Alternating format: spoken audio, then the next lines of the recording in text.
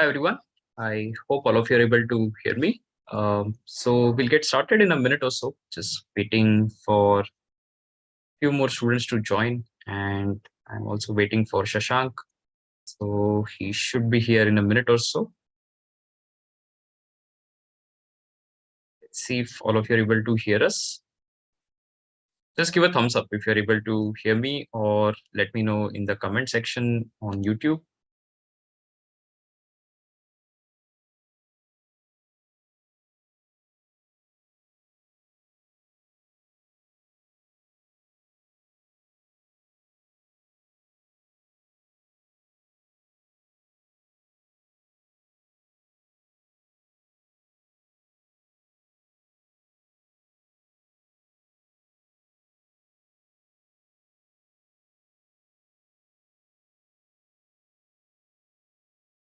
Okay, all right.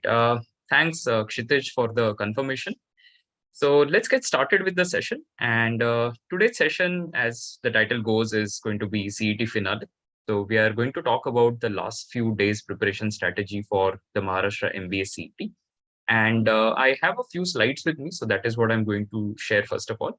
But then please feel free to share your questions. Can already see a lot of questions in the chat window, but we'll take them in about 15 to 20 minutes from now. And we'll get started now. All right. So what we're going to do is, firstly, we're going to talk about the entire awareness bit, right? So when we're talking about awareness, we're essentially talking about whether you know yourself as a candidate or not. So right now at this point of time, because CET is expected to happen on the 18th and 19th, and as I can see, some of you have asked that question as to when exactly CET is going to begin, CET is going to start, right? So we don't know when it is going to happen, right? We don't know whether it will be on 18th or it will be on 19th, or it might get pushed, etc. There has not been any communication on it whatsoever. So what we'll have to do is we'll have to work as if it is going to be on the 18th and 19th. Right now, the application date has been extended till 11th, which is very surprising. I mean, if they're planning to conduct the test on the 18th and 19th, and you are also taking registrations till 11th, that's a little surprising. But let's see how it goes. So what we'll do is we'll work as if it is going to happen on the 18th or the 19th, right? That's what we are going to do. Somebody is saying that the date has changed to 25th and 26th. At least I haven't seen any notification as of now on it. Maybe you guys have seen it, and I'm yet to see it because I was sort of a little busy since afternoon and didn't get a chance to follow if there has been any update on it. Uh, so there are some people who are saying that it is happening on 25th and 26th. Okay, if it is happening on 25th, 26th, great. You maybe have a little more time, right? So what we'll do is we'll first start with understanding what you are supposed to look at over the next few days, right? So firstly, you need to understand who you are as a candidate. What I mean by that is understanding what are your strong areas. So whether it is verbal, it is quant, it is logic, or it is abstract reasoning. Now, in CET, in the last 2 years, it has been a jumbled test. Unfortunately, there is no sectional breaker, which makes it a little more challenging as a test because you have to tackle every question as you see it. So you see a question, you have to take a decision whether you're going to do it or not. And if you're planning to do it, finish it off at the earliest, and then you move ahead. Right? So that is the strategy that you're going to follow. But then even within that, when you face a question, you should know whether I am good at it or I'm not good at it. So if I see, let's say, a probability question, do I generally know probability questions, as in how to solve it, or do I'm generally not very good at it? Or if I see, let's say, a verbal question, then do I generally do well on verbal, let's say a particular question type, maybe parajumbles, for example, or I don't know how to do it. So that is how you need to look at it, that whether I know a particular thing well or I don't know it well. And whatever I'm not sure of, right, there's no point spending a lot of time on it. That's like the simplest thing that you need to implement. So identifying strengths and improvement areas. Right? For every topic, I should be very clear as to, okay, what exactly it is that I know and what I don't know. So for example, when I look at, let's say, a particular topic, within that, there are a lot of subtopics, right? You may have things like let's say time, speed, distance itself, right? It has so many sub concepts within it. So maybe you're good with the questions that involve linear motion, but maybe you're not good at questions that have circular motion. So knowing that is very, very important, understanding what are your strengths and areas of improvement. From here, you will also have to think of what is it that I can improve in the remaining days. Right? So when I look at the time that I have, now what can I improve and what is it that I should avoid? Because there will be some areas where you cannot get significantly good in the remaining few days, right? You might get a little better. For example, if I go through, say, basic concepts of geometry, right, then I'll know how to solve a lot of geometry questions. But then to be, say, a ninja or a complete expert in geometry, you will have to do a lot of questions. So if you haven't done geometry so far, the only thing that you can do is maybe just do the basics and then you are good to go. Don't really spend on doing a lot of questions of geometry. So let me get like the basic level stuff that is required, all the basic concepts and formula in place, and then I'm good to go. Also understanding what is it that I cannot significantly improve in the next few. So there will be, as I said, some areas that you will not be able to improve on. Maybe if, let's say, your RC skills haven't been really good all this time, you will not be able to significantly improve it in the next few days. You can definitely get slightly better at it, but you will not be able to, say, do a complete overhaul and say, okay, my accuracy has suddenly become 100%. That is not going to happen. So now you need to work with whatever so far accuracy that you've got. How can I maybe make it a little better? So from 80 percentile, 80%, how can I go to say an 85%, right? Or from say a 70%, how do I go to 80%? That is still possible, but maybe going to 100% might not be possible. And then lastly, target score and percentile. Now, last year was a very weird situation that happened because last year they didn't announce the scores of the candidate. So when the result came out, only the percentile was reported. The score was not. And that was a problem, right? So people could not figure out that have I got X score and that corresponds to Y percentile and how does it work, right? People just got percentile. But then for the previous 2 years, fortunately, we have that data. I'm just going to put it on screen so that all of you can see it. And this gives you a nice idea of where the CET has been in the last 2 years prior to the last year. So if I look at, let's say, the last 3 years, barring the last year when they didn't announce the scores, we know what score corresponded to what percent. So we know that, okay, a particular score, let's say, for example, when you look at who was the topper in 21 versus 2020, a score of 166 or a 165 would have fetched you a 99.99 percentile. So I know that, and this is not something, by the way, that we have seen very recently. Even when it used to be a jumbled paper, so when I was a student and I had appeared for my seat, that time it used to be a jumbled test, right? And that time the topper used to be around 169, right? So when I was a student, my particular CET, the topper was 169. And I think JB had closed at about 151 or 152 or something like that, that particular. So it's not a new phenomenon that the topper ranges in the 160 plus. You will typically see that happening a lot. But then when you look at the scores below that, so a 140 or a 138 or a 136, what score it would have given? So now the things have become slightly more difficult. So when you look at CET of the earlier era versus CET now, you will see that at a score of say a 136, 137, that point of time you would have got like a 99.3 or 4, right? But now when you see it, you will see that at a 136, there's a very good chance that you will cross a 99.9 as well. Or at, let's say, a score of about a 130, you're looking at something like a 99.7 plus percent. So when I am targeting a certain college and you have all those cutoffs on the CET cell website, when you look at a particular college cutoff and you know that, okay, last year it closed at this percentile, I just need to do my back calculation and say, okay, roughly it would have been this much. Okay, we don't know the exact number of last year, but then just sharing that roughly, okay, maybe this is what it is. So for example, if I'm aiming for a college which has a cutoff of 97 percentile, now last 2 years, excluding the last year, the previous and the year before that, which is CET 2020 and 21, A 97 percentile was around 105. So now I know that if I'm targeting a college which has a cutoff of 97 percentile, I should be aiming for 105. And of course, this data will be very, very different for different categories. So if you're a general home university versus, say, a particular category and outside home university and so on, the cutoffs are going to be slightly different.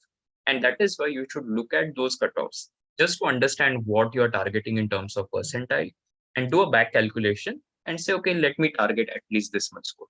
Okay, so that is how you need to look at it. Okay.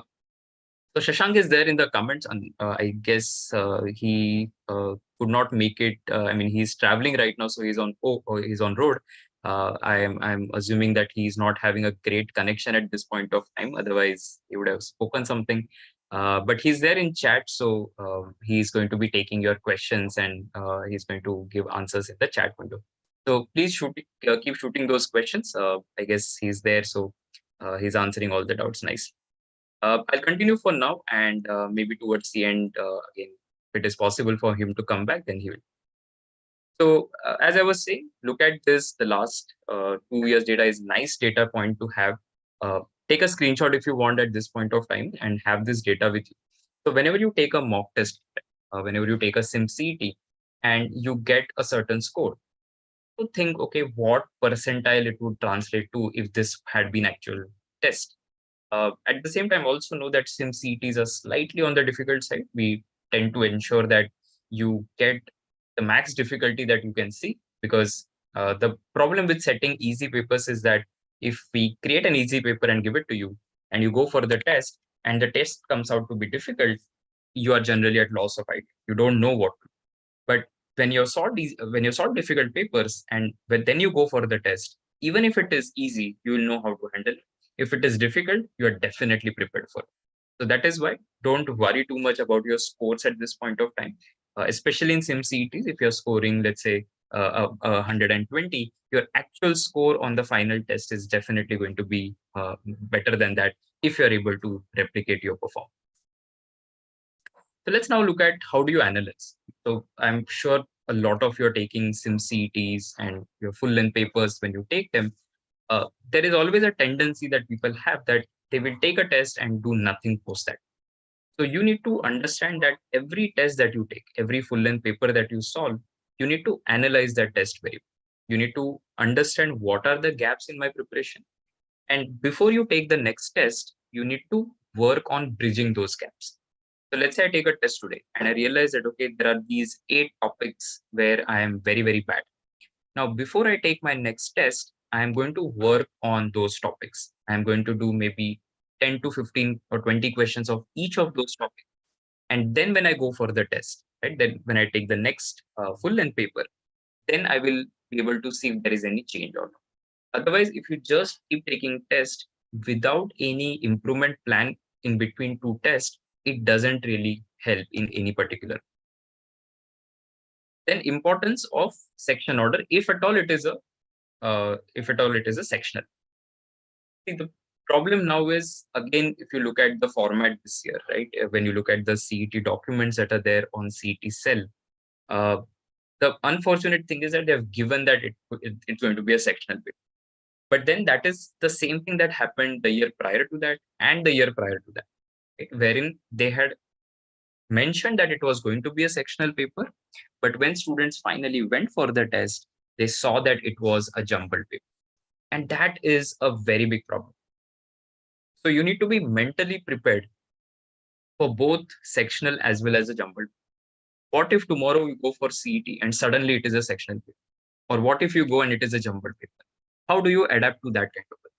And that is why when you take your papers, right, you also need to understand and work with that element of surprise, that what if it is a sectional paper? How am I going to adapt to it? And the best thing to do there is to identify what section order will work the best for you. So here, for example, in a particular sectional paper, what should be the rough time distribution, which will work for most of the students? So we are, of course, we know that there will be people who will take maybe slightly less time, slightly more time compared to what I'm writing here. But then you need to understand that for most of the people, if you ask me, okay, what is like a suggested time limit or time that I should spend on each of the sections, I will say on abstract reasoning, you spend about 20-25 minutes, not more than that. On VRC, you should spend around 30-35 minutes. Now, why 30-35? Because if at all, let's say VRC is 50 questions, as it used to be the case earlier as well in a sectional paper, reading and just answering those questions should not take you more than 35 minutes. It's just you see a question, you read it. Even if you have like a normal reading speed, you should still be able to solve most of the questions in about 30-35 minutes. At the most, maybe 40 minutes. So you can take like a plus or minus 5 here and there for each of the sections that I mentioned. For QA, 40-45 minutes. On a high scale, I would say about 50 minutes maximum. You cannot really go beyond that, because then you're spending more than a minute to solve a question which is worth 1 mark, and that is not a good strategy.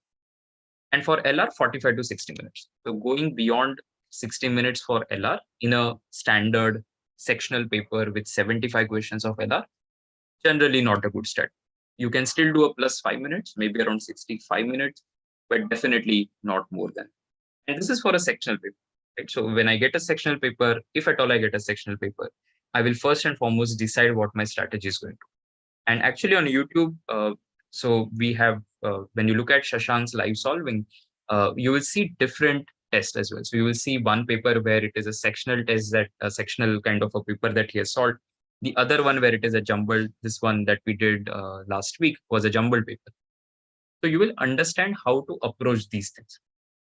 And if you see the live solving that Shashank had done for a sectional split kind of a paper, you would have seen his very different strategy of solving it. He keeps quant for the end. He starts with LR, like a very different strategy.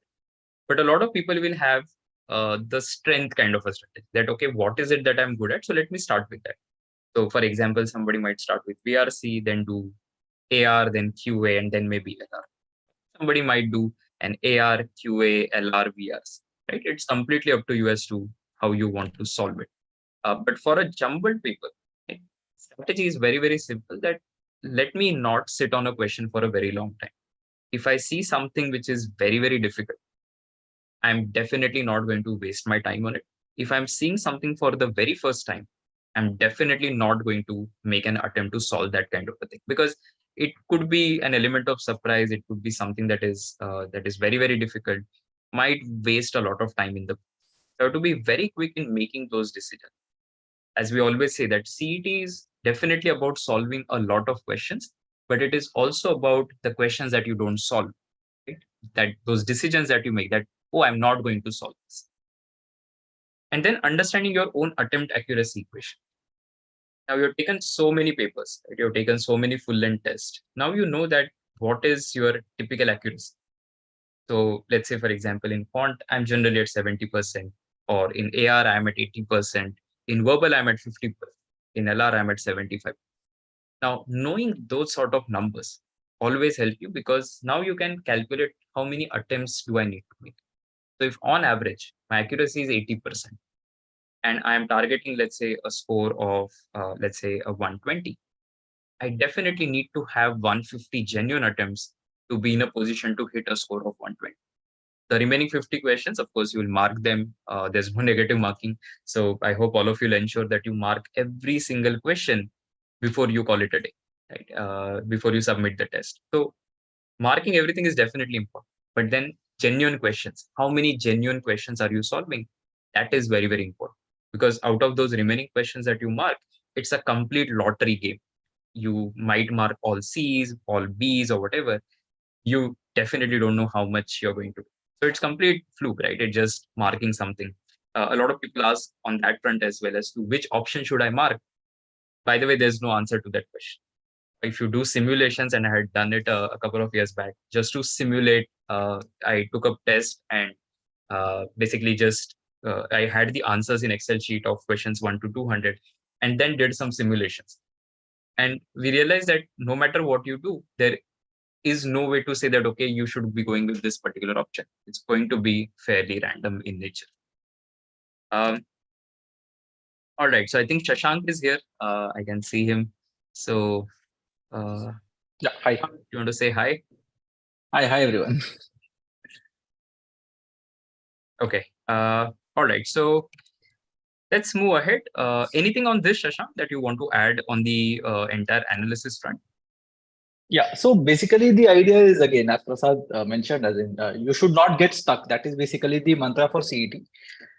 If you get stuck even once or twice during the entire test, maybe you make a wrong decision while solving an LR set, let's say, or you make a wrong decision while solving an RC, let's say, for example, or like I did the other day, I spent a lot of time on the jumbled paragraph question or the DI sets, right? That would almost invariably lead to disaster. So make sure that you're not wasting any time. Make sure that you are solving all the questions that you can and should, right? Because I'm sure that each and every one of you who has prepared in some capacity for the CET will be able to solve at least 170 to 180 questions at the test. There will hardly be 20-25 questions which you will not be able to solve, right? But you will not be able to solve these 175 or 180 questions in 2.5 hours. So that is basically the tricky bit. So it might also happen that you will have to leave some 20-25 questions that you were still capable of solving. And those 20-25 questions make a difference at the end of the day. So if you sacrifice the wrong 20-25 questions, then you will be far away from JBIMS. But if you sacrifice the right 20-25 questions, then you are in with a good chance. So that is basically something you have to keep in mind. Okay. I think let's move ahead. So we're going to talk about a few very small things, right, that make a difference to your prep. And I'm sure all of you have already done it, but then just want to reiterate for people who maybe might not have done. So firstly, from now on, make sure that you have that habit of reading.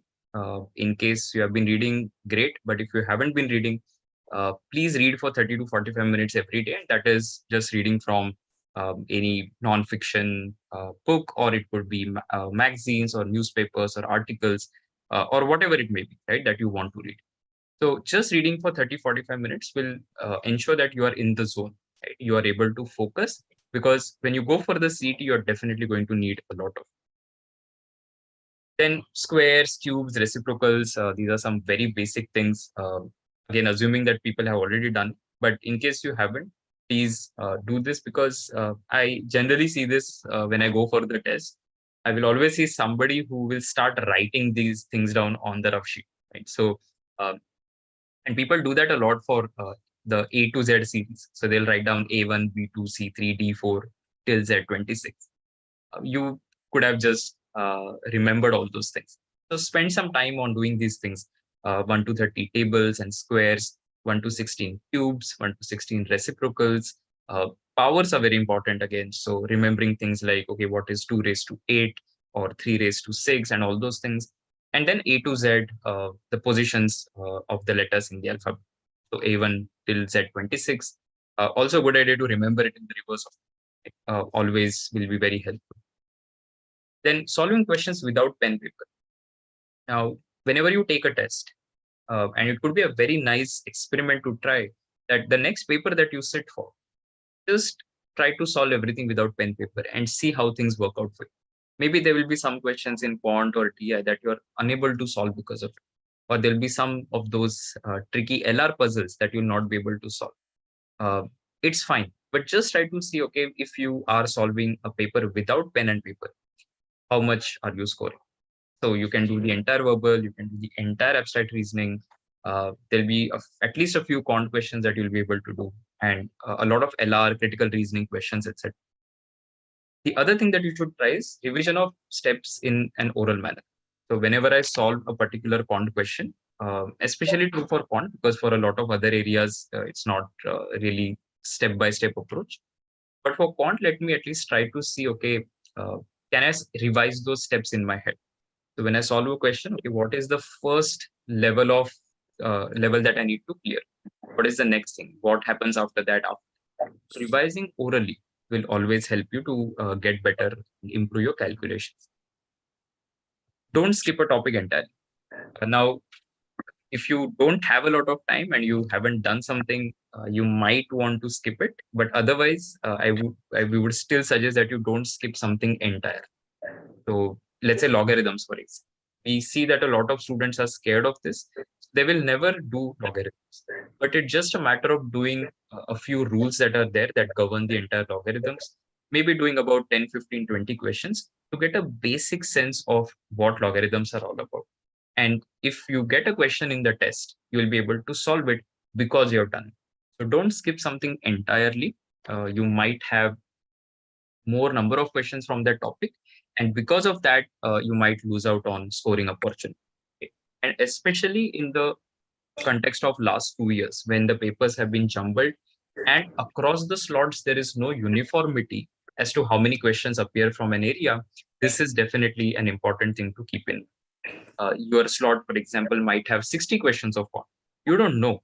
So leaving quant entirely is not going to be a good strategy. And now replicating test conditions as much as possible. So the moment you get your hall ticket, right, all the tests that you take should be within the same slot. Getting up on time, sleeping early, making sure that you get good food.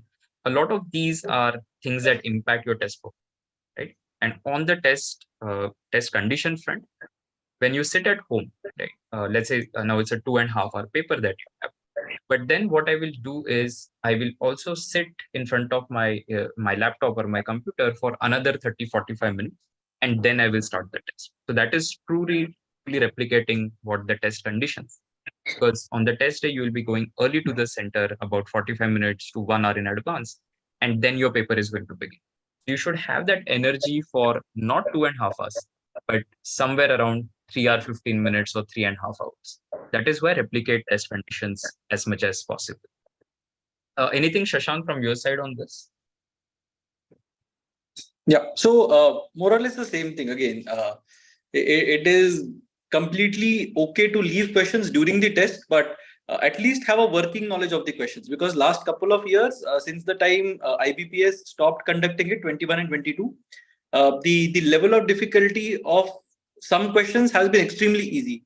And if, let's say, for example, you have let go of be it logarithms, be it quadratic equations, PNC probability, let's say, or even topics like visual reasoning, wherein you have to find the odd figure out, or in terms of verbal, let's say, for example, we have not touched upon jumbled paragraphs at all, or in DI, if you look at a set and you get scared of tables or charts in general, might not be a good idea to form prejudices on the basis of your past experiences, right? Because at the CET, things can be extremely different. As Prasad sir mentioned, last year or the year before that, we had one slot wherein 80 questions were from quant.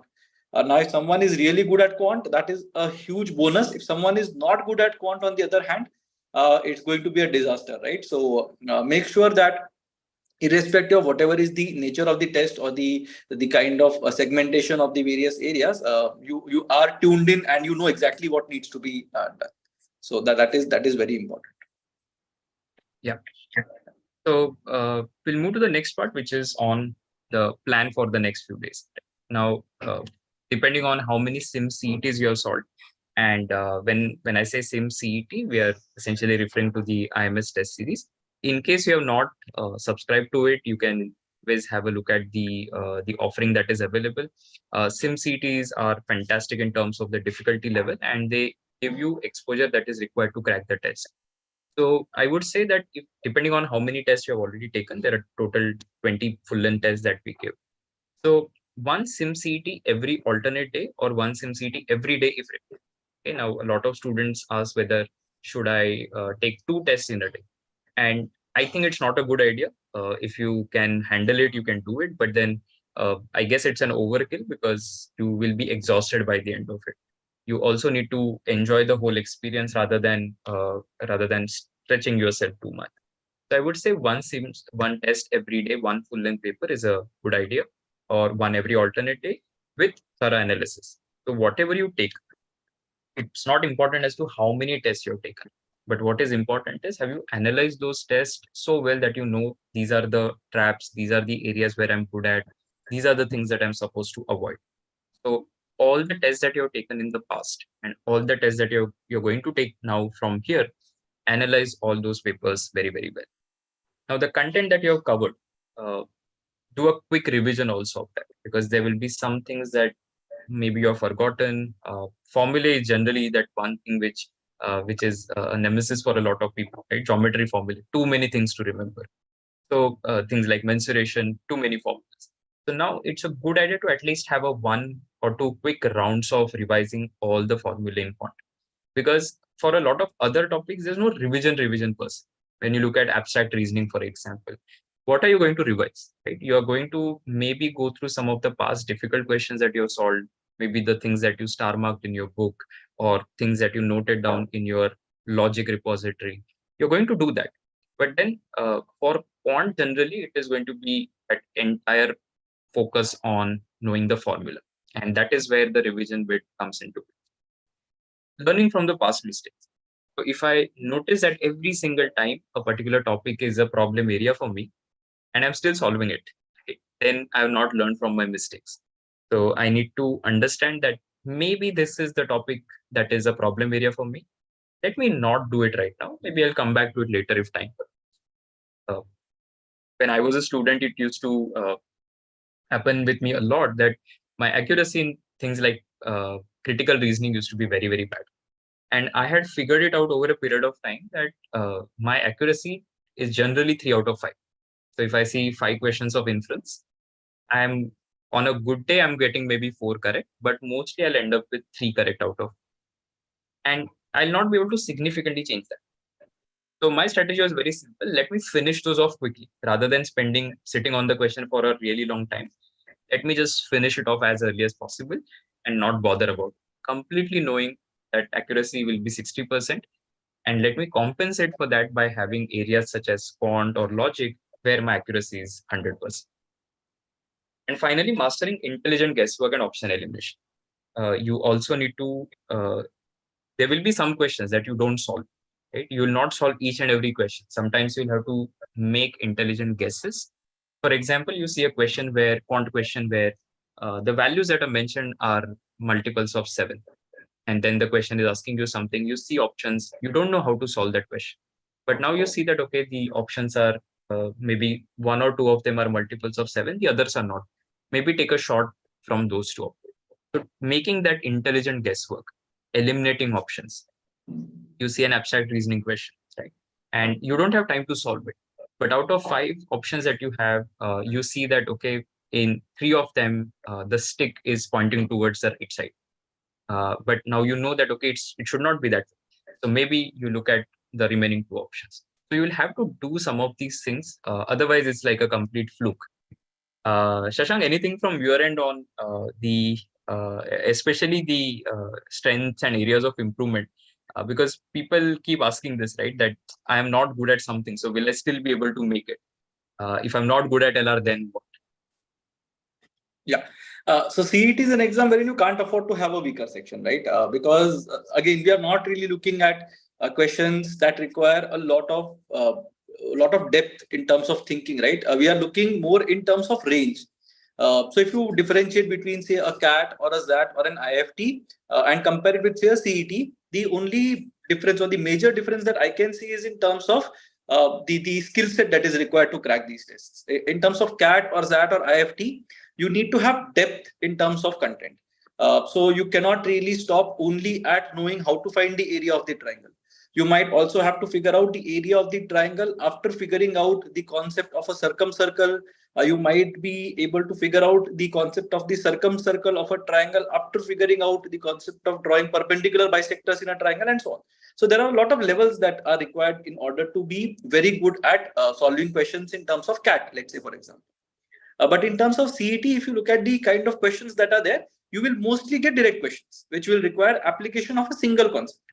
And that is basically what makes the difference, one. And the second thing is you will have to have a working knowledge of all the concepts that have been mentioned.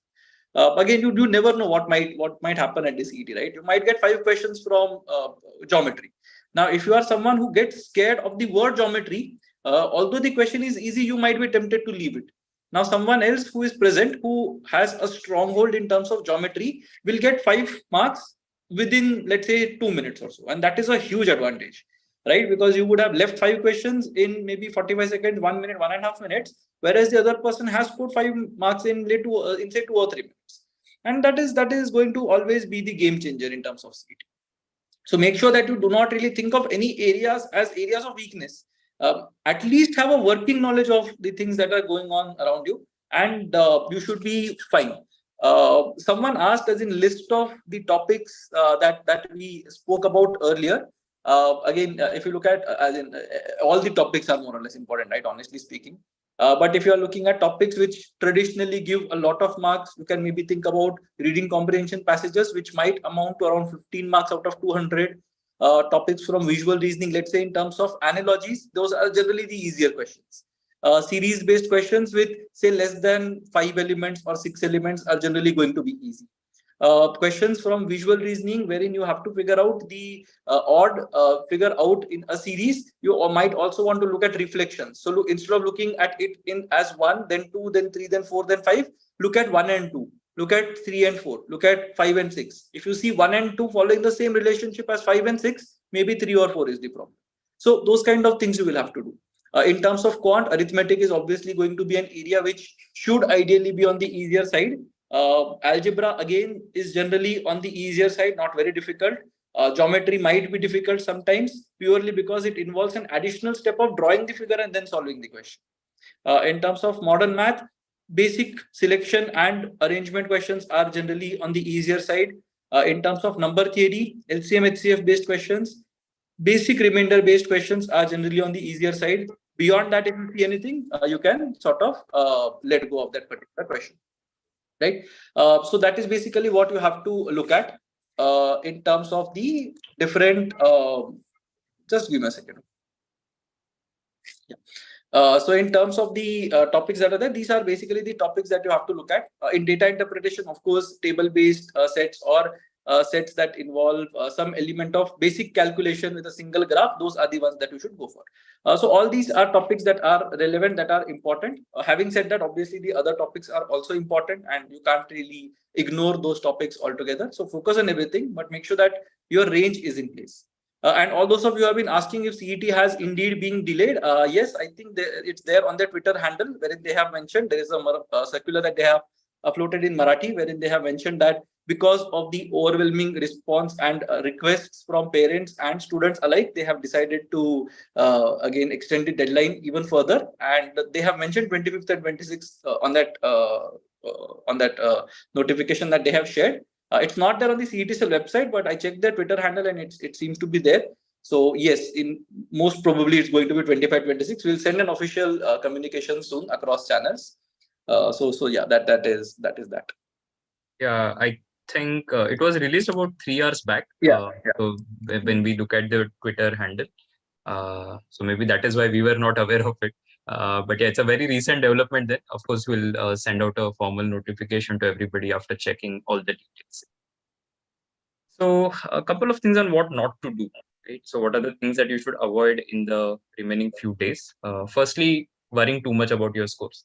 Right? Now, generally, there's this tendency of people to trying to compare their performance a lot with others. So people will typically ask that I've got 110, what is my rank, and all of those things. But then understand one thing, that ultimately it is going to be you against yourself. You have to better all the mock performances that you have given so far and try to score as high as you can. And I'll give you an instance as to why I make that statement. So this was my first attempt of CET when I was a student, and I had taken just the way you guys keep taking mocks. I had taken a mock, my first ever CET mock, and I got a score of 130. And interestingly, what happened was I topped the leaderboard. So I was ranked 1 in Mumbai at that score of 130 in the test series. Now, the problem was I got a 130 in the first one. The next mock that I took got a slightly less than that. Whatever mock that I was taking, I was, first of all, not analyzing them well enough. And that first rank one that I got, I started thinking that I'm going to do well. Right? And I didn't work on my areas of improvement. My score kept on hitting about 110, 120, 130, etc. When I went for the test, finally, I ended up with 136. The problem was that at first instance of seeing rank 1 made me a little overconfident. Right? But then there were so many people who were solving more questions than me, solving other test series that I was not aware of. So there will always be a bigger fish in the ocean, right?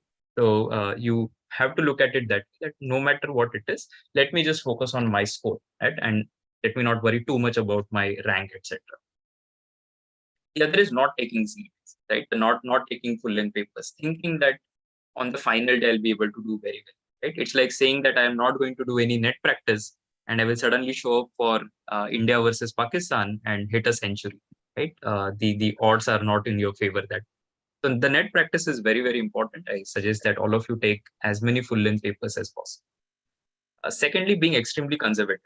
Right? So if I attempt 100 questions with 100% accuracy, I'm still at 100, which will not take you anywhere in CET. So you'll have to attempt more. Don't be very, very conservative. I've seen sometimes students take a lot of time on certain questions. And the analysis is precisely to tell you that, okay, these are the things that you should avoid. So don't be very conservative, attempt more.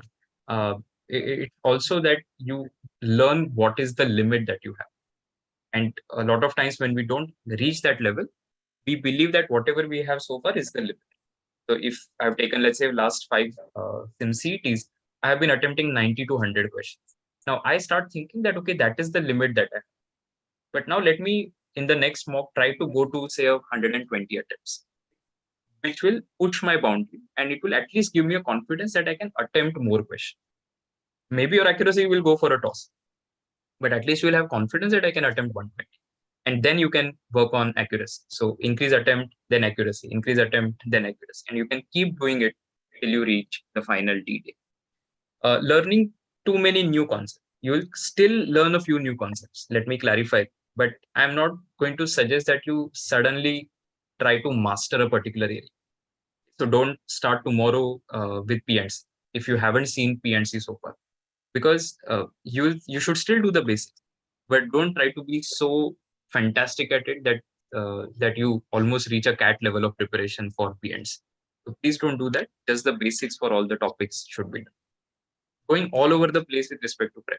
Right? So trying to watch some random YouTube video, trying to catch hold of some other material in the market, joining 2-3 multiple test series that you're not going to solve. Rather than that, work with the stuff that you have and maximize the outcomes for yourself. And lastly, giving up. Right? So please do not give up.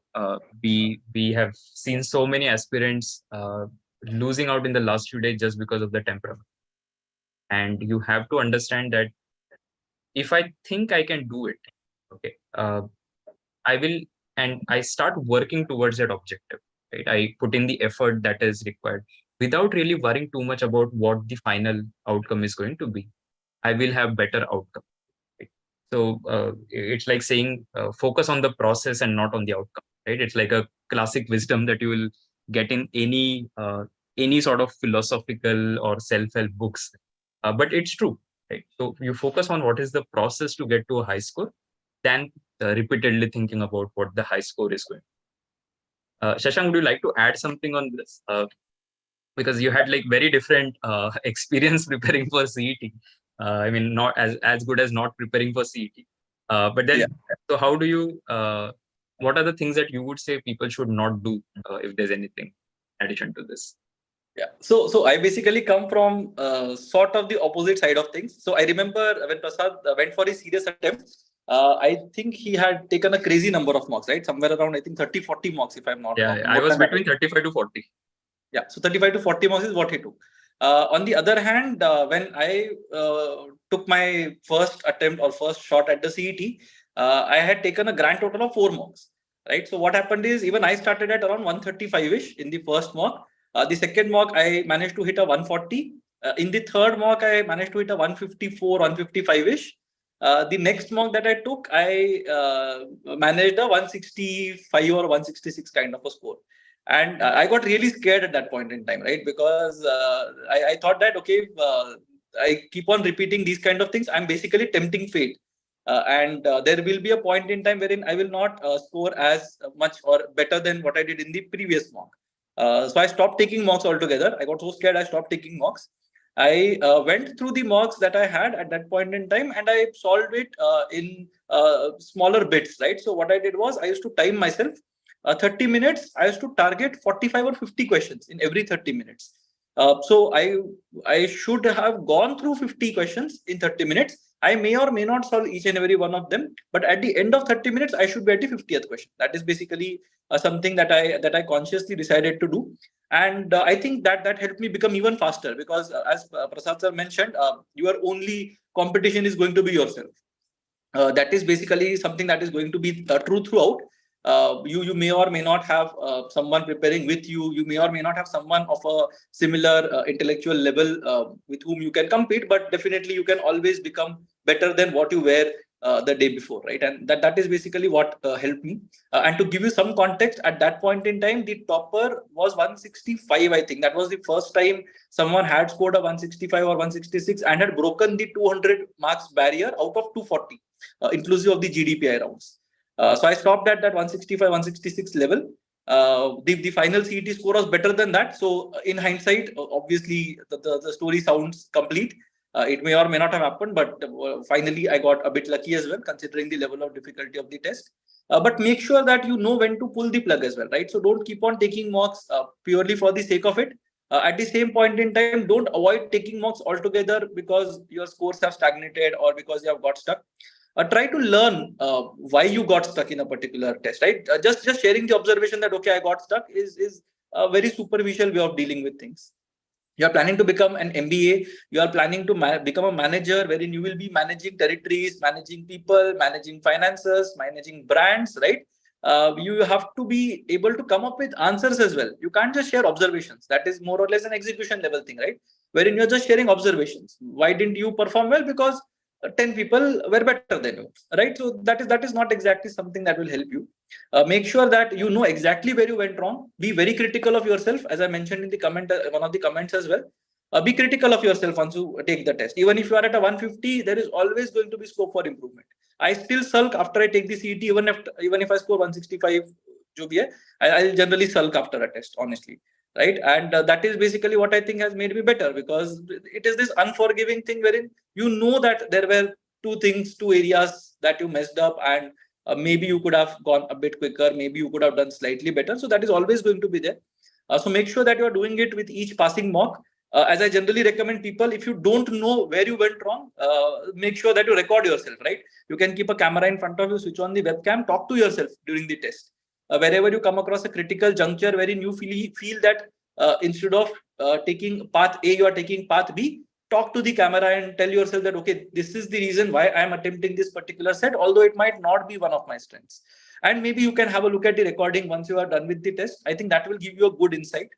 The second thing is this kind of an activity helps you purely because I'm sure that you will not be able to maintain your focus throughout the 150 minutes of the test, right? Some people start slow, then they take their pace up, as is the case in my attempt as well. I'll generally start a bit slower, and as the timer goes ahead, I'll pick up my pace, right? Some people might start very well, then they will see a dip, then they will come up, and then they will be fast towards the end of the test as well. You have to figure out where is it that your dip appears and what exactly is it that you want to do in that dip, right? So if you find yourself losing focus after say 45 minutes and you regain the focus after say 1 hour 15 minutes, then those 30 minutes are basically the ones wherein you will have to lift your focus. How do you do that? By prioritizing easier questions, or by taking those easier questions during that 45 minutes to 1 hour 15 minutes, right? So those kind of things you will have to keep on trying as you progress. And of course, by the end of it, you should know which strategy works for you. But that is going to be extremely important when it comes to tackling the CET. I can see one interesting question that someone has asked. Again, I haven't calculated it, but I'll just do it on the fly. Marking 150 to 160 questions accurately and just ticking the rest, or solving 120 to 130 accurately and giving at least some time to read or solve the remaining 80 questions. What is better? I would always go for the former, right? If I'm able to attempt 150, 160 questions, then I back myself to attempt them correctly. Now, why will I attempt them incorrectly in the first place, right? I can't consciously lower my accuracy because I'm attempting 150, 160 questions, right? So if I'm attempting, let's say 150 to 160 questions, I'm backing myself to be accurate 80 to 85% of the time, at least, is what I'm going for, right? So 160 questions, 80% accuracy, 128 marks. Out of the remaining 40, around 8 marks, my score is going to be around 135, 136, let's say, with 80% accuracy. At the same point in time, 120 questions attempted accurately with, let's say, 90 to 95% accuracy. So 110 right answers. Out of the remaining 90 questions, if I mark everything as a fluke, I get 18 more marks. I'm still at 128-ish, right? But on a good day, 150 questions or 160 questions, 90% accuracy, you are hovering around the 135, 140, 144 mark, right? And that is going to be insane.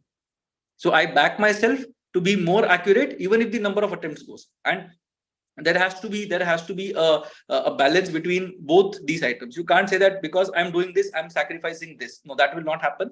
But always go for a higher attempt is what I would suggest, because on the days it clicks, the score is going to be insane, right? And that is basically what will make you the topper of the test, right?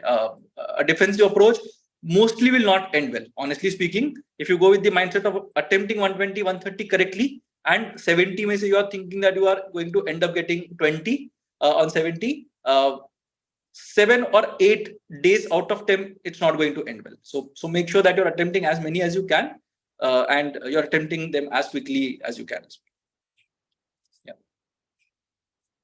Shashank, there's a question on trade-off topics. So Okay.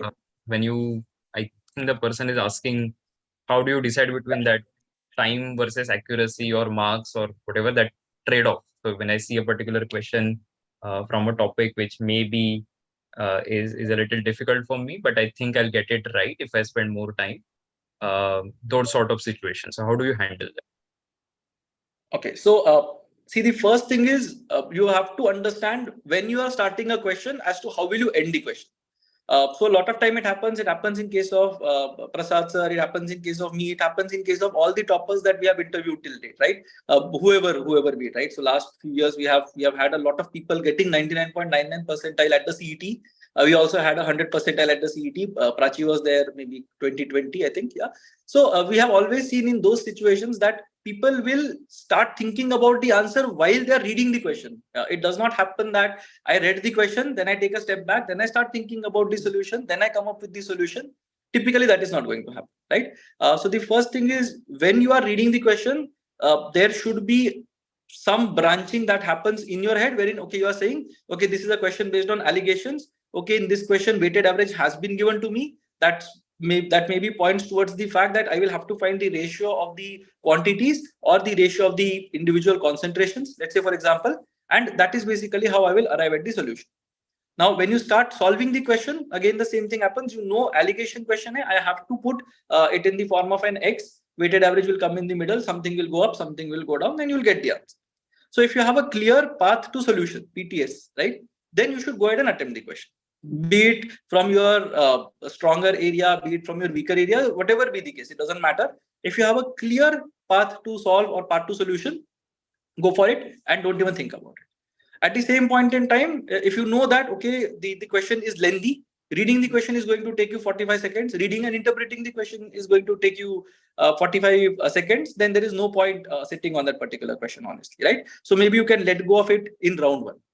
The third situation is wherein you have made a decision to start with a question, and now you suddenly realize that, okay, I've started with the question, but somehow it doesn't make sense right now. Then you should also have a mental hard stop in your head, right? So again, purely speaking from the perspective of, I don't know how many of you would be trading in stocks or whatever, but you should have a stop loss. That is basically the technical term there. So you should have a hard stop wherein you will say that, okay, 45 seconds of inactivity and I'm out of this particular question. Whatever be the consequence, you might think that, okay, 5 seconds extra if I put, or 30 seconds extra if I put, I'll be able to crack it. No, you have to be extremely disciplined when leaving questions as well. 45 seconds of inactivity, you are out, right? So if you find yourself struggling with timing yourself, and you struggle with basically figuring out when to leave a question, have a mental hard stop. 45 seconds is what you should train for, is what I think. 45 seconds of inactivity wherein you are not coming up with a branch to solve that particular question. You are not writing down anything on your rough sheet. Get out of that question. It is not going to end well. And what happens if you let go of a question? It's perfectly okay. Your brain is perfectly capable of dealing with two things at a time. There is something called as a focused mode, wherein you are focusing on the topic on hand. So let's say in this context, you are paying attention to the basic session that is going on. But diffused mode of thinking, you're also thinking about what are you going to have for dinner, what exactly is it that you are basically going to do after the session. So a part of your brain is engaged in diffused thinking as well. Same thing happens during the test as well. The question that you are solving is in front of you. That is basically your focus mode. And the question that you have seen but not solved consciously goes at the back of your head, and it is still getting solved there. So you would have seen a lot of time it happens that when you see the question for the second time, you will be able to solve it quickly. And that is basically your diffused mode that is at work. So make sure that you are leaving questions at the slightest sign of getting stuck, you let go of the question, right? That you have to be brutal in terms of leaving questions, and whoever makes those decisions well will be the one, or will be the few who will end up doing well at the test. So there's a question on from a student: how to select questions during last quarter of exam time to get the most out of it? Okay. Yeah. So last quarter is roughly 30 to 40 minutes towards the end of the test. It's a large amount of time, right? So one thing you can do before the test to be in the mindset is divide your entire topic list into 4 quadrants. One part will be high speed, high accuracy, wherein I'm talking about accuracy of more than 80 to 85%. High speed meaning I'll be able to solve that question in any context in under 45 seconds or in under a minute, right? That is basically my high speed, high accuracy quadrant. And it will be unique to everyone, right? My high speed, high accuracy quadrant might not be the same as your high speed, high accuracy quadrant, right? So for me, it could be something like syllogisms, let's say, for example. It could be something like those quantitative comparison questions that are there. I might be very good in terms of series-based questions when I can see the series very quickly. So that is basically my high-speed, high-accuracy quadrant. The next area that you should prioritize, or the next quadrant that you should prioritize, will be the high-speed, low-accuracy quadrant. Because again, as I mentioned, I firmly believe in this concept of maximizing your attempts. Right? Maximizing accuracy will be a secondary, but maximizing attempts is basically the primary bit. So high speed, low accuracy will be my second quadrant, which I will attack. These questions might include questions which are based on, say, data sufficiency, wherein you might be able to solve the questions quickly. You might have an inkling of, okay, statement A is not necessary, although I don't know the answer, but statement B might be necessary, and I might go for it right away. Right, but my accuracy will be low in this context. I'll be able to attempt them quickly, but my accuracy will be lower. The third quadrant is low speed but high accuracy. Right, these are all the questions wherein you will take time to read those questions, you will take time to solve those questions, and so on. Like, say, for example, jumbled paragraphs. Right, my accuracy might be higher if it is a single question, jumbled paragraph question, so to say. Yeah, because four statements are given to you, followed by 5 options. You have to select the right option. So that might be something which might take time, but my accuracy will be higher in that particular case, right? So it is basically low speed, high accuracy, that quadrant. And last one will be low speed, low accuracy, wherein I take a lot of time to solve the question, and I'm less accurate as well in these particular question types. Again, for some of you, it might be jumbled paragraphs, wherein there are multiple questions based on one paragraph. Now there, it becomes much more difficult. You will take more time. You will end up being less accurate as well. Those kind of LR sets wherein each question has a condition to it, which basically means that you will have to draw a fresh diagram in each question, and you may or may not be right. In some cases, you can also think about sequential output questions, wherein for every question, you will have to sort of draw the entire thing again. And again, if you make one mistake, the chances of being inaccurate will be very high. So have topics distributed in these lists before you go for the actual test. You come across a topic, think about the quadrant that it was in. If it is in high speed, high accuracy, go for it. High speed, low accuracy, go for it. Low speed, high accuracy, think about it. Low speed, low accuracy, let go of it altogether. Obviously, there will be exceptions, and those exceptions are basically the ones that you will take at a later point in time. But which topics to go for over the last 35 to 40 minutes? I would say low speed, high accuracy, and low speed, low accuracy. Those should be the 2 quadrants that you should tackle towards the end of the test. Shashank, there, I think 2 or 3 students who had similar questions, largely on logical reasoning puzzles. So how do you choose between sets and facing difficulties in solving the set? So how many sets do you typically try to do? So let's say, assuming there are 5 or 6, typically you will not get more than that. But let's say 5 or 6 puzzles appear in the form of, let's say, 5 questions on each. So you're looking at 25 to 30 questions. How many would you typically aim for, and how do students decide between what sets to? Okay. So again, speaking purely in quantitative terms, again, it depends on the level of the test, right? So I remember 2017 CET was extremely difficult. I think the topper was around 145, if I remember correctly. I had a 99.99 at 136 that year. And it was extremely difficult to go through that entire test. And that was purely because the LR part was extremely difficult. In that test, attempting even 2 sets out of 6 would have been a good thing to do. So out of 75, I distinctly remember I had marked, I think 44 or 45 questions accurately, and the remaining 30 I had just gone and marked whatever I felt like, right? And those 30 questions were basically sets. So the minimum is 1 or 2 sets that you have to attempt in a difficult test, but in a test that is easier, on the easier side. So last couple of years, the tests have been relatively easier. I would not say very easy, but relatively easier. In that context, out of 5 or 6 sets, if there are 5 sets, let's say, I'd be very comfortable attempting 3 or 4 sets, depending on the amount of time that I will take to solve these. If there are 6 sets, 4 to 5 is basically what I'll go for. So 1 or 2 sets, I will have the margin to leave those sets, but otherwise I'll go for most of them. And if the sets seem easy, then you can go for 6 out of 6. So again, it depends. Honestly speaking, it depends on the context. Which sets to choose? One thing you can think about is you can just go through the questions that are there. One part will be looking at the information. So if the information only involves one level of depth, wherein all of them are sitting in a circle or all of them are sitting in a straight line facing in the same direction, then ideally you should go for those kind of sets with a lot of information given to you, right? If there is a lot of complication in terms of the data given to you, some people are facing the north, some people are facing the south. That becomes a difficult set. Some people are facing towards the center of the circle. Some people are facing away from the center of the circle. Becomes a difficult set. Some people are sitting around a circular table and there are 3 generations in that particular family. Becomes a difficult set, right? So you have to understand what makes a set difficult. And as soon as I see these kind of questions, I'll happily let go of these questions because there is an additional level of complexity that is involved, right? That this is purely in terms of the LR sets that are there. So I'll definitely not go for those sets. So the data should be straightforward, single level of complexity, as many conditions as is possible, very few negative conditions. So A does not sit to the right of B, does not help me at all. It will help me eliminate cases, which tells me that there will be cases, right? So I'll not go for question sets with a lot of negative data points that are there. I will not go for sets wherein each question asks you to think in a different manner. So purely in terms of sequential output, let's say, for example, might not be a good idea to attempt a sequential output set wherein each question has a different input.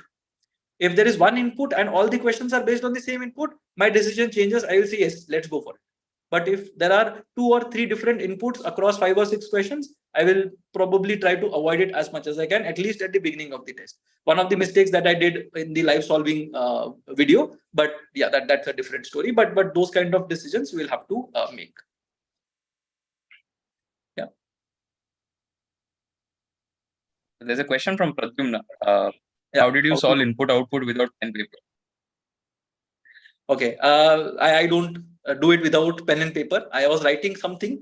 I will have my codes. So what I do is, so I basically am able to observe things very quickly. So that is my strength. I know that, okay, in this particular string, only the first letter is unique. Let's say, for example. So one of the words start with an A, second word starts with a B, third starts with a C, fourth starts with a D. I know that writing only the first letter is going to benefit if it's a first letter arrangement kind of a thing. So then I will write only that. If I know that the numbers are all from different sets of 10, let's say, one is 11, next is 27, third is 37, fourth is 73, I'm very happy in those kind of sets because I can minimize the number of letters or numbers that I'm going to write.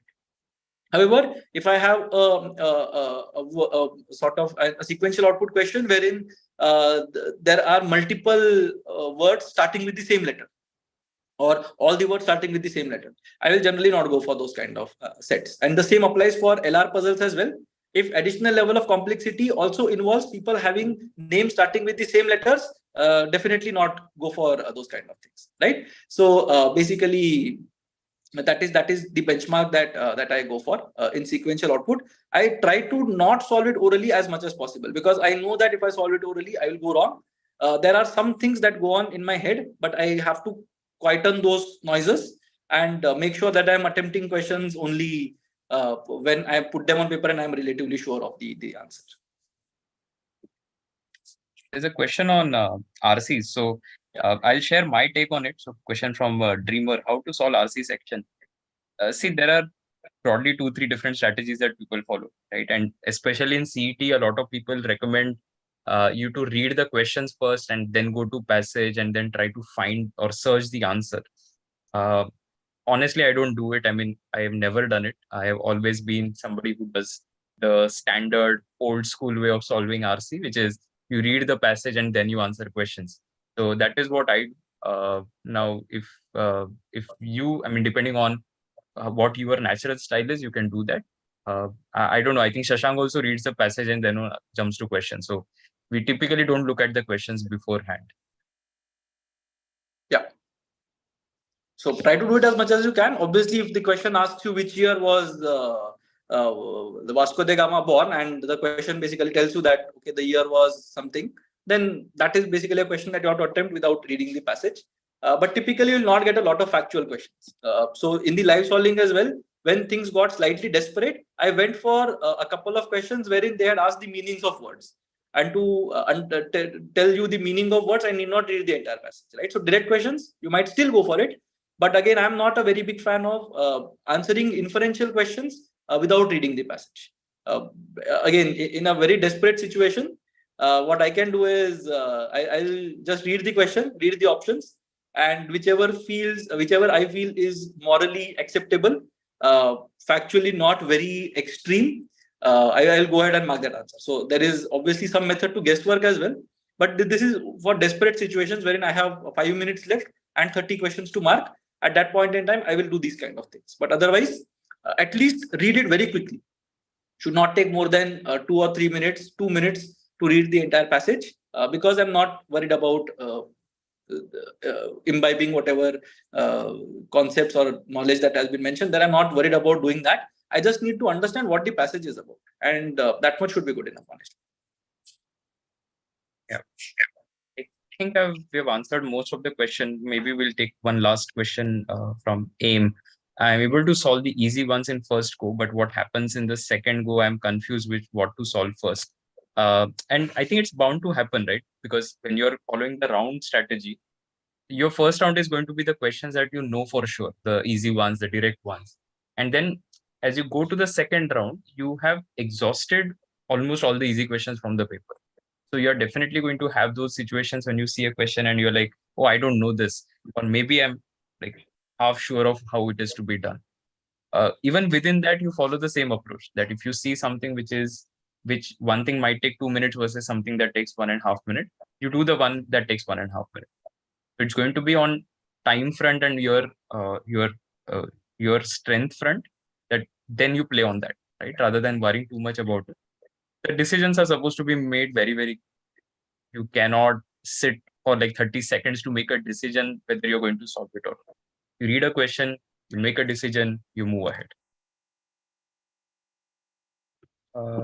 Maybe we'll take a few more because we got more questions now.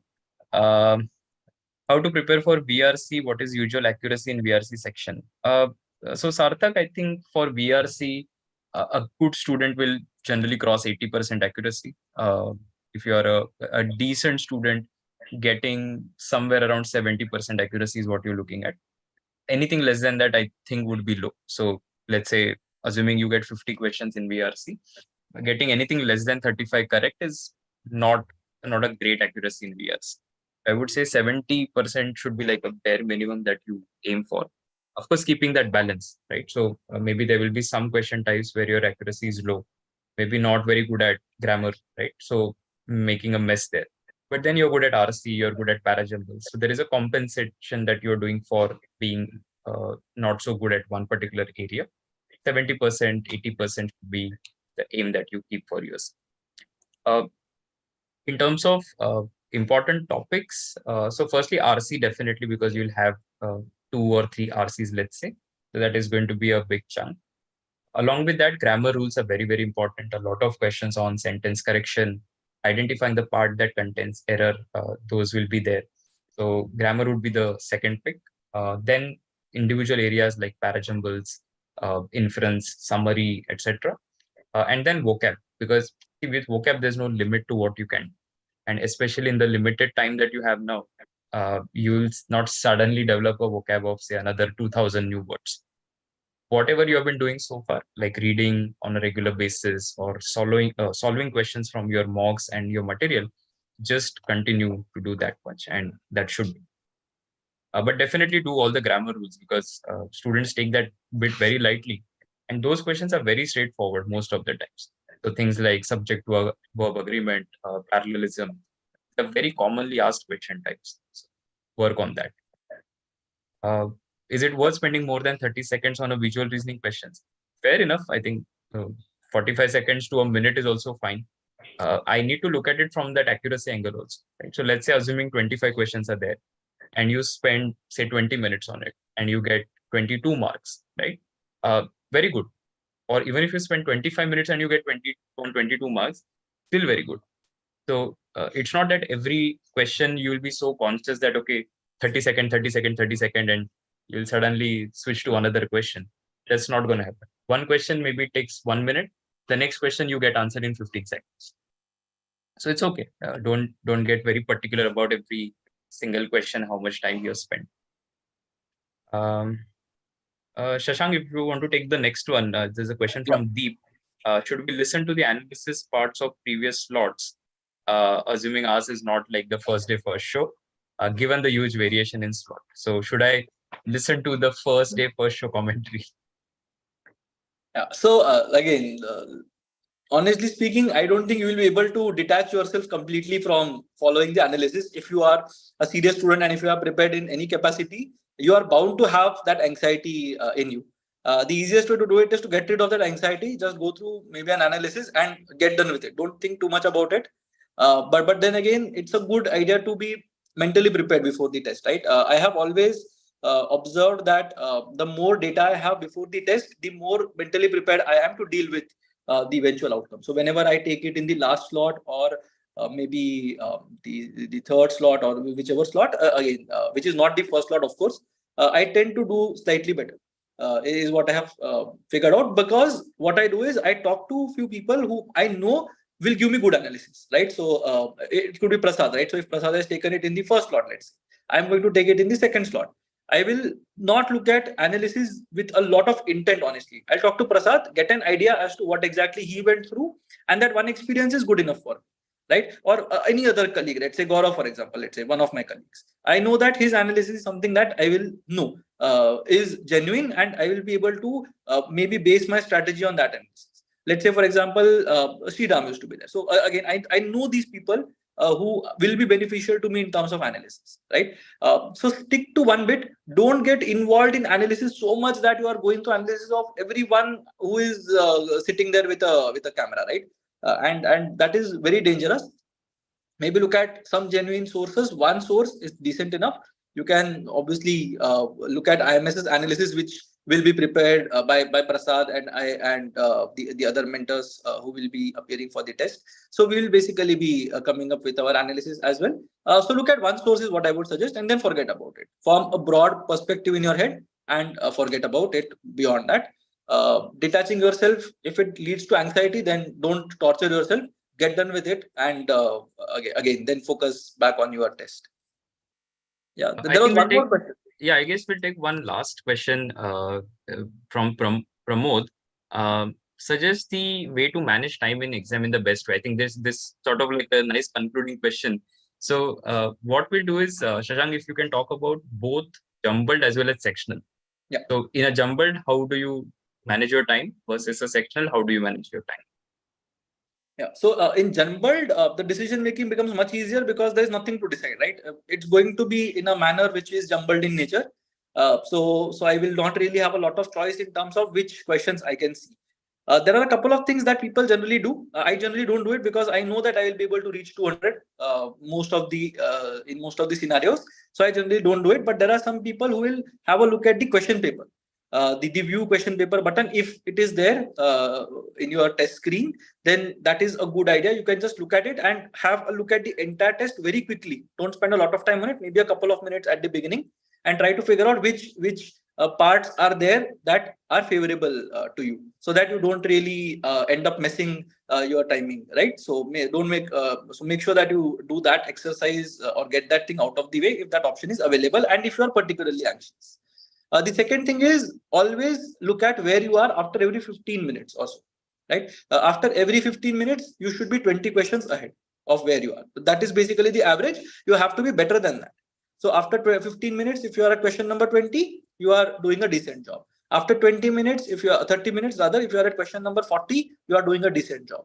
After 45 minutes, if you are at question number 55, then you have to take corrective action over the next 15 minutes. You can't say that, okay, thoda sa gadbad ho gaya, but I will progress at my same pace. That is not going to help you at all. So make sure that you are always ahead of that 15-20 ratio, 15 minutes, 20 questions. And that will eventually add to your final tally, right? So that is one thing that you can do purely in terms of having a jumbled test. Okay. I think we can wrap it up here then. You want to talk about the section test if it's in the form of a sections? Yeah, sure. Do you want to do it or Fred? Yeah, I'll do it. Yeah. So again, there are two broad ways. So Prasad already mentioned earlier as to how I go about solving it if it is split in the form of sections. It's my philosophy in life, honestly, right? If I'm eating something, I want to keep the best part for the end. If I'm doing something, some project or something, I want to finish the most difficult part first. That is basically how I operate, honestly speaking. And the same philosophy applies to my test taking as well.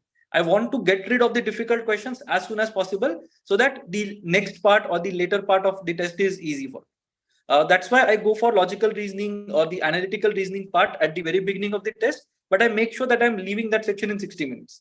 60 minutes, even if I'm at question number 50, even if I've attempted only 50 questions out of 75, I will let go of that section. I will not pressurize myself more than that. The reason is fairly straightforward. I know for sure that logical reasoning section or analytical reasoning section will contribute to 35 to 40% of my overall score. So that gives me an indication as to what the level of difficulty of the test is, more or less. And that is basically something that I have sort of subconsciously believed that is indicative of the entire test, right? So if I'm attempting 50 questions from LR, I know that the test is a 125, 130, 140, 135-ish, 140-ish kind of a test. That is basically something that I know. If I attempt 60 questions, I know it's a 155, 160 test, right? So that is basically the mindset that happens if I do LR first. I know a lot of people who go for the easier questions first. So again, I don't know if it's a wise idea, but Scrabbler basically solves some sim CETs at some points in time. I don't think he has been doing it recently, but he used to do it earlier. And I have seen him solve questions in the way wherein he will go for all the easy questions. He will look at a question, sequential output. I will not do it in first round, whatever happens. Syllogisms, yes, I will do it in the first round. RCs, yes, I will do it in the first round. Within 1.5 hours, he will manage to do 120, 130 questions. And these are all questions that are from his favorite areas and where he knows his accuracy is going to be almost 95 to even 100%, right? That is basically the deal. The remaining 60 minutes, you will have roughly 60, 70 questions to solve. And that is basically something that you can do leisurely. And that will not have a major bearing on your final score as well. So the choice is yours. Which strategy to go for is completely up to you. If you want to go for the easier questions first, do that. If you want to go for the difficult questions first, you feel free to do that. But it should match with your philosophy in life as well, is what I feel.